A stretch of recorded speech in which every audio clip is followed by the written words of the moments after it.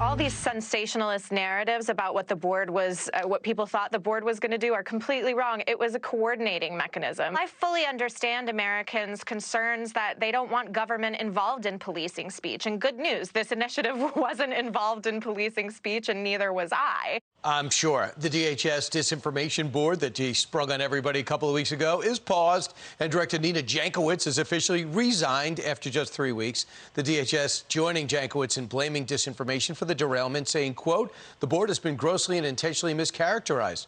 Here to react is someone who's never pausing, Strive Asset Management co-founder and executive chairman and author of the upcoming book, Nation of Victims, Vivek Ramaswamy joins us. Vivek, first off, your reaction to this.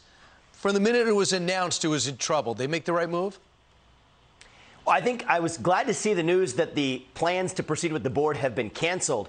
You have to call me cynical here, Brian, but I also wondered just for a moment whether they actually had decided to cancel the board or if they just decided to cancel their public communication of it. Because actually history teaches us that if a government is intent on censoring information, on engaging in purging what it calls misinformation, those tend to be the same governments that historically are non-transparent about their efforts to do the same thing. What we had here was a unique situation where the very government that wanted to censor information through a Bureau of Truth also happened to be a government that was open about it.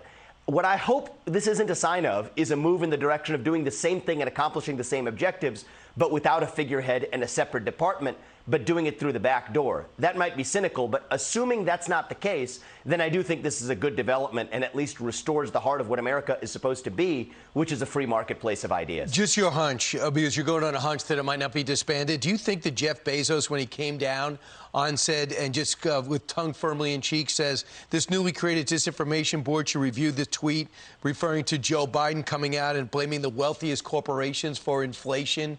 Do you think that was the beginning of them realizing how stupid this was and how open they are to being victims to this? You know, I don't really know what the triggering event was. It was interesting to watch Taylor Lorenz's reporting of this at the Washington Post, where like the headline that described the story described it as a product of right-wing attacks. That was the language in the headline of the Washington Post. Speaking of Jeff Bezos, owned by Jeff Bezos. Now, here's the funny thing about that, Brian, is this shouldn't be a right-wing or a left-wing issue. If you rewind back to the 2000s, imagine President Bush had under the newly established Department of Homeland Security then, in the wake of 9/11, on the eve of the war in Iraq, had established a misinformation board.